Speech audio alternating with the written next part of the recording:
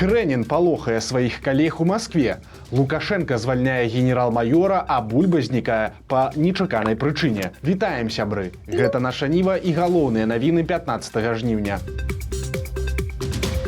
Беларускі міністр абароны Хрэнін гэтымі днямі знаходзіцца ў Расіі. Там ён прымае ўдзел у маскоўскай канферэнцыі па міжнароднай бяспецы. На канферэнцыі Хрэнін не маўчыць. Ён заявіў, што ў будучыні магчымасць прамога ваеннага сутыкнення з НАТО вельмі верагодная, а таксама парадаваўся наяўнасці ў Беларусі ядзернай зброі. Месцамі выступ Хрэніна выглядаў як маналог карыкатурнага персанажа савецкага военачальніка з фільма катэгорыі Б, бо Хрэнін паўтарае нейкія пафасныя наратывы, што Захад штурхае свет у вайну, вяртае рабства, ну і гэтак далей. Ён называе Захад капіталістычным светам і з цяжкасцю чытае з паперкі, а слова неакаланіяльны увогуле не смог выговорить. Либеральная идея глобализации не решила проблемы неравенства государств и народов.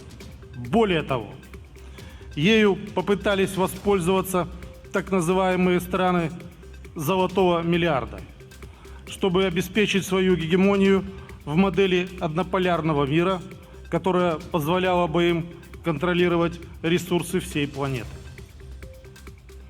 По сути, можно вести речь об установлении на планете нового неоколониального режима.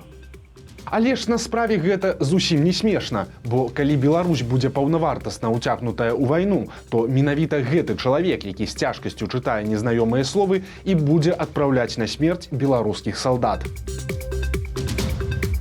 Пакуль Хрэнін расказвае, тое, што ён расказвае, Лукашенко мяняе вайскоўцаў. Генерал-майора Уладзіслава Будзіка прызначылі намеснікам кіраўніка генштаба ў мінулым жніўні, але ж ён нават не дапрацаваў на сваёй пасадзе календарны год. 14 жніўня указам Лукашэнкі Будзіка адправілі на пенсію. Кім яго заменяць і з чым звязанае раптоўнае расставанне з генерал-майорам, інфармацыі няма.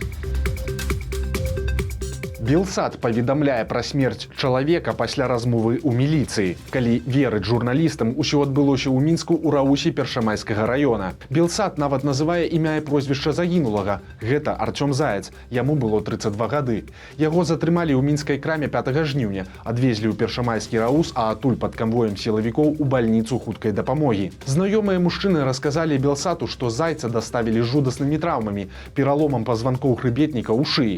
Яму зрабілі аперацыю, але мужчына памёр на 5-е суткі пасля яе. Іншыя падрабязнасці здарэння высвятляюцца. Арганізацыя былых сілавікоў Белпол паведаміла парталу «Зеркала», што раней загінулы меў цэлы шэраг судзімасцяў у асноўным за крадзежы. Але за што Зайца затрымалі цяпер і што адбылося ў аддзяленні міліцыі, пакуль невядома.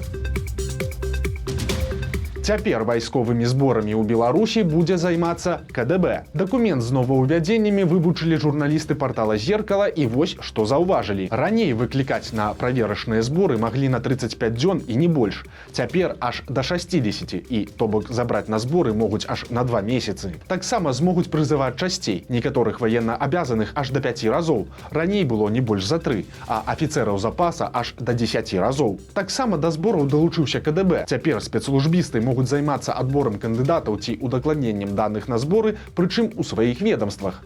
То бок, цяпер можа прыйсці павестка не ў ваенкамат, а ў рэгіянальнае ўпраўленне КДБ. Рубрыка «Без каментароў». Калі вы думаеце, што абсурд гэта выключна беларуская прэрагатыва, то зусім не. Ва ўсім свеце хапае дзеячаў, якія спачатку нешта робяць, а ўжо пасля думаюць. Цяпер на паралімпійскім чэмпіянаце свету ў Шатландыі узнагароджвалі іспанскага веласіпедыста Рыкарда Тэна.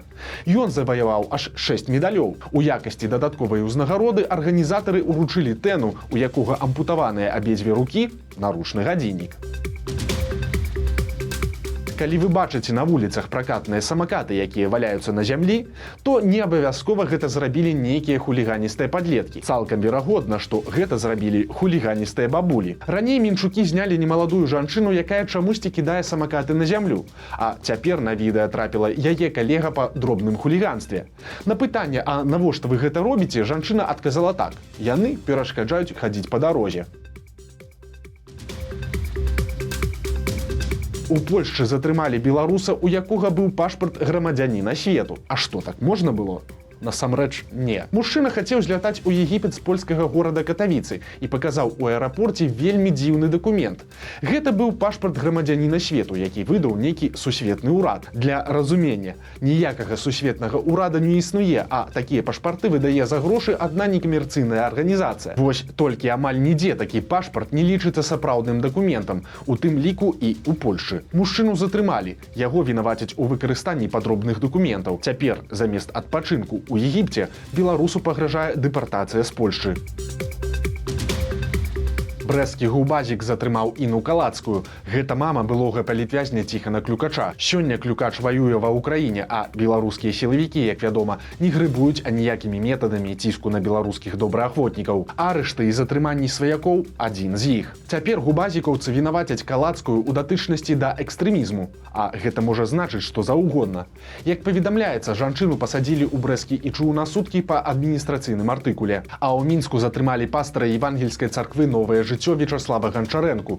Яго бралі аж 20 узброеных сілавікоў. Яны ўварваліся ў дом пастара, правялі ператрус і забралі Ганчарэнку і яго зяця. У чым віна мужчыны, пакуль не зразумела, але раней Ганчарэнка асуджаў гвалт сілавікоў. Пасля улады выселілі яго царкву з будынка, які самі вернікі пераабсталявалі з былога кароўніка. Улады загадалі разабраць будынак. У выніку людзі маліліся проста на паркоўцы побач. Цяпер жа царква «Новае жыццё» атрымала паведамленне, што яе інфармацыйную прадукцыю збіраюцца прызнаць экстрэмісцкімі матэрыяламі. А па вяртанні ў Беларусь сямейная пара трапіла за краты. На відэа ў тэлеграм-канале сілавікоў муж з жонкай кажуць, што з'ехалі ў Польшчу праз удзел у пратэстах, а праз 3 гады вырашылі вярнуцца. Паказваюцца кадры з сужэнцамі з маршаў. Жанчына кажа, што выходзіла на праезную частку. Паказваюць іх здымкі з Google фота. Падобна, што ў кагосьці сужэнцаў на мяжы праверылі тэлефон і знайшлі там фота з пратэстаў. Як вынік, затрыманне і хутчэй за ўсё крыміналка. Хто мусіць кіраваць нацыянальным гістарычным архівам? На думку ўлады, канешне ж, спецслужбіст. Пасаду дырэктара архіва заняў Міхаіл Глушакоў, які раней працяглы час служыў у КДБ. Праўда, яго папярэднік, Олег Воінаў, таксама быў сілавіком. Воінаў раней быў памочнікам міністра абароны па пытаннях міжнароднага вайсковага супрацоўніцтва. Меў званне генерал-маёра.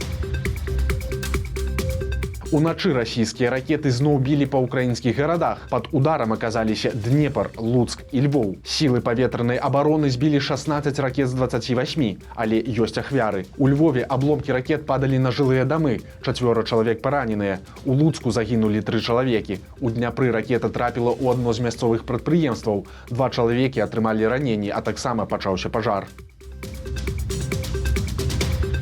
А Владзімір Зяленскі узнагародзіў ордэнам за мужнасць беларуса Эдуарда Лобава, які загінуў ва ўкраіне на фронце. Лобаў пайшоў добраахвотнікам яшчэ падчас баёў на Донбасе. Цяпер жа ён ваяваў пад Вуглядарам і ў студзені гэтага года загінуў, ратуючы параненага камандзіра.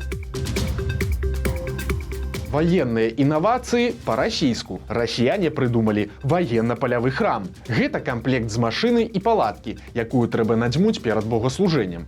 У машыне 2 спальных месцы, біятуалет і душ. У палацы намаляваныя іконы і літары Z і V. Праўда, на фронте пакуль такіх няма, бо, увага, гэта эксперыментальная мадэль. Але святары ўжо зацанілі, і цытата аднаго з іх. Разгарнуў, хуценька надзьмуў, паслужыў, зачыніўся і з'ехаў.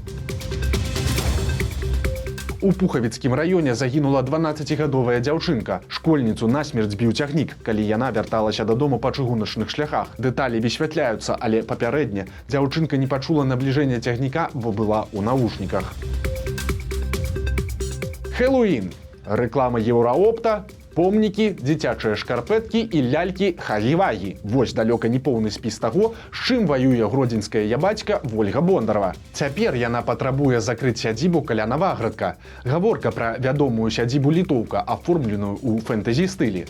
Бондарова угледзела ў гэтым вычварэнства, псіхадэліку і ЛГБТ-тэматыку, а таксама разбурэнне дзіцячай і падлеткавай псіхікі. Актывістка нават напісала скаргу ў пракуратуру і патрабуе правесці праверку, пакараць вінаватых і закрыць сядзібу.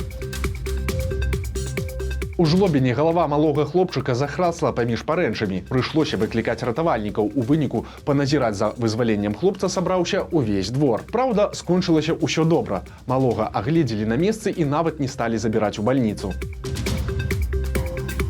Цікавае назіранне. Зборы бульбы ў Беларусі за час кіравання Лукашэнкі скараціліся больш як у 2 разы. Пры гэтым ураджайнасць гектара не падае, а расце. Але калгасы саджаюць бульбы ўсё менш, а фермеры, наадварот, усё больш. Дык што такое адбываецца? Адказ вельмі просты. У Беларусі ўсё менш людзей застаецца ў вёсках. Адпаведна, усё менш хатняй жывёлы. Менавіта гэтым тлумачыцца такое скарачэнне збораў бульбы. Прасцей кажучы, беларусы перастаюць трымаць свіней, а значыць і не патрабуюць такой колькасці бульбы, як 20 ці 30 гадоў таму. Вось такія навіны аўторка. Падпісывайцеся на канал, стаўце лайкі або дызлайкі і выказвайце свае заўвагі ў каментарах. І, канешне, чытайце нашу Ніву, глядзіце нашу Ніву і любіце Беларусь. Сустрэнемся заўтра.